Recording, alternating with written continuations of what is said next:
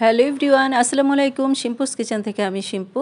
আজকে চলে এসেছি নতুন একটা রেসিপি নিয়ে, ম্যাঙ্গো আইসক্রিম। খেতে দারুণ মজা, কিন্তু বানানো খুবই সহজ।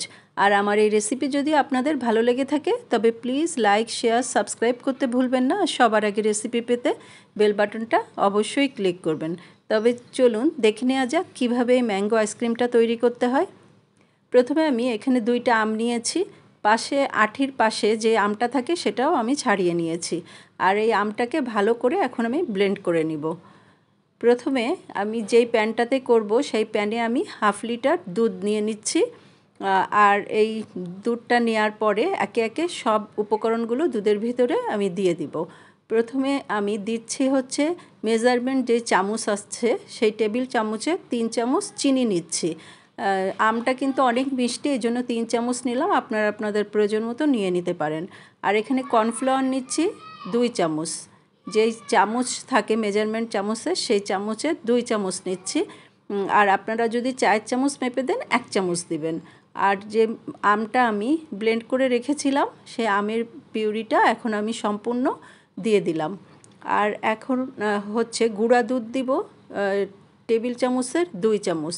গুঁড়া দুধটা দিলে খেতে কিন্তু অনেক মজা হয়, গুঁড়া দুধটা অবশ্যই দিবেন।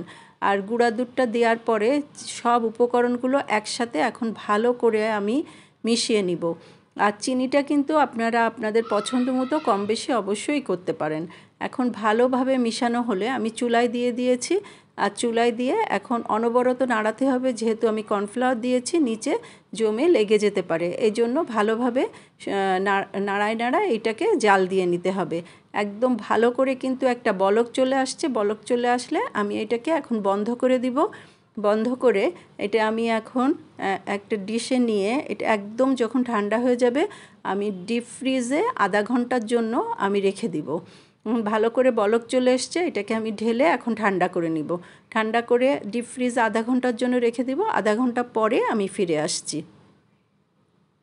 আধা ঘন্টা পরে আমি ফিরে আসলাম। পাশগুলো কিন্তু একদম জমে গিয়েছে, খেয়াল করছেন অল্প অল্প বরফ হয়ে গিয়েছে। এখন এটাকে আমি এখন ভালো করে আমি ব্লেন্ড, আপনারা যদি এরকম না থাকে, আপনাদের বিটার না থাকে, তবে ব্লেন্ডারে দিয়ে ব্লেন্ড করতে নেবেন। আমি ভালো করে বিট করে নিলাম।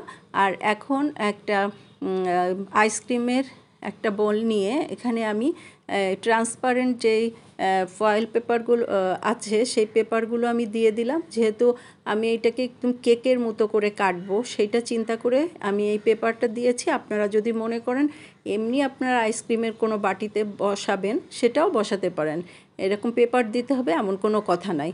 আর ছোট ছোট আম আমি কেটে ভিতরে দিয়ে দিচ্ছি। যখন আমি কাটবো তখন প্রতি বাইটে যেন আম আসে, খেতে আসলে অনেক মজা লাগবে। আর আমের সময় আম খেতে তো মানে খুবই সবারই ভালো লাগে। উপরেও আমি একটা ট্রান্সপারেন্ট একটা পেপার দিয়ে এখন লাগিয়ে একদম সারা রাতের জন্য আমি ফ্রিজে রেখে দিব। একদম সকালবেলা এটাকে আমি খুলবো সারা রাতের জন্য। তাহলে এখন আমি ফ্রিজে রেখে দিচ্ছি, ডিপ ফ্রিজে।